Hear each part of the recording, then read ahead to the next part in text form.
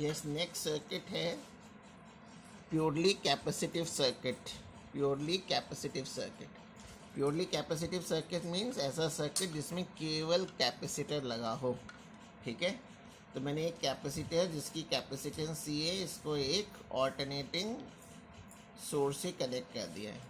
हमेशा alternating source के पास उसके वोल्टेज की इक्वेशन लिख देते हैं और अगल बगल करंट लिख देते हैं, एरो नहीं लगाते। तो ऑल्टरनेटिंग वोल्टेज की इक्वेशन होती है E is equal to e naught sine omega t. अब मैं बार बार दोनों इक्वेशन नहीं लिख रहा हूँ, E लिखूँगा लेकिन इसको आप V मान सकते हैं या आप यहाँ V लिख सकते हैं। अब Q is equal to c v formula होता है, तो V इज इक्वल टू हो गया Q बाई सी। तो मैं यहाँ E की जगह रख दे रहा हूँ Q by C. C right side में चला गया। अब इसको डिफ्रेंशिएट कर रहा हूँ with respect to T, d q by d t. E naught C तो कांस्टेंट है, साइन ओमेगा टी का differentiation omega cos omega t. D q by d t current कहलाता है, rate of flow of charge. ठीक है ना। और ये कॉस वाली इक्वेशन को अगर मैं साइन के फॉर्म में लिखूँ तो ये लिख सकता हूँ साइन 90 प्लस ओमेगा टी। और फिर वही चीज़ है कि लेफ्ट हैंड साइड में ये करंट है तो ये राइट हैंड साइड में ये भी करंट होना चाहिए।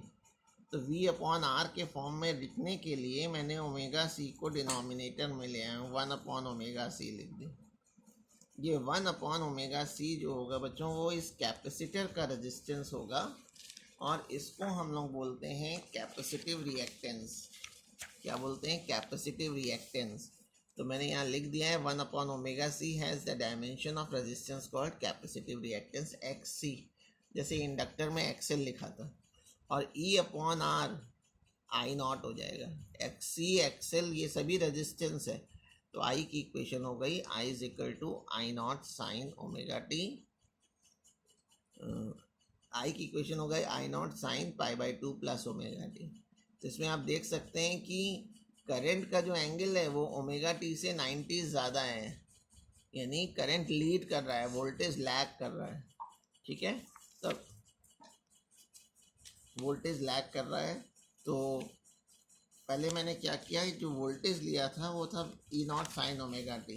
Omega t angle E naught का था तो ई नॉट एंगल पर ओमेगा टी एंगल पे मैंने ई नॉट बना दिया। और करंट का एंगल 90 ज़्यादा है तो 90 डिग्री ज़्यादा लेते हुए आई नॉट को बना दिया। अब इसमें हमें ये देखना है कि जो ये वर्ड आया था कैपेसिटिव रिएक्टेंस, ये क्या होता है।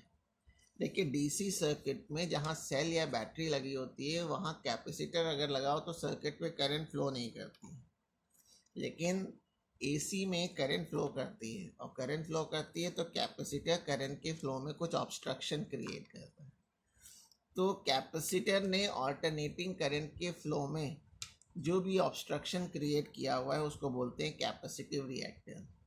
तो ये भी बोल सकते हैं द रेजिस्टेंस प्रोड्यूस्ड बाय या offered by capacitor in a flow of alternating current is called x c. X c means capacitive reactance.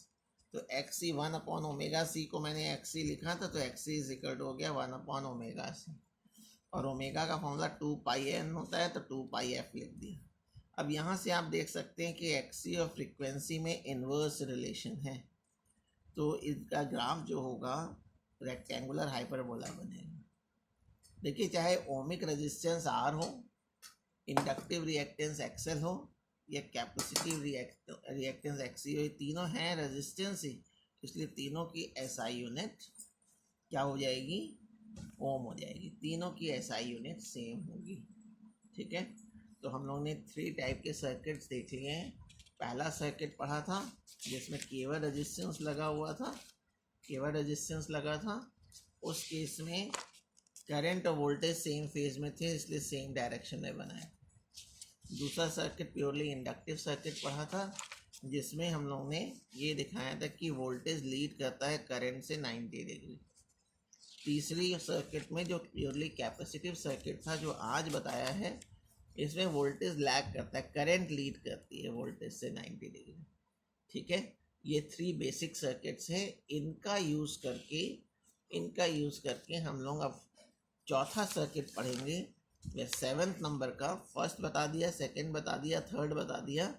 अब ये तीनों तो इन्हीं के कॉम्बिनेशन से बनेंगे। जब ये LCR सर्किट पढ़ लेंगे तो अगर आपको एग्जाम में एल आर सर्किट आता है तो इसमें जहाँ जहाँ भी सी है उस सी वाले टर्म को हटाते चले जाएंगे, वो एल आर सर्किट बन जाएगा। सिमिलरली सी आर सर्किट आता है तो एल की जगह 0 रखते चले जाएंगे तो सी आर सर्किट हो जाएगा, एंड सो ऑन।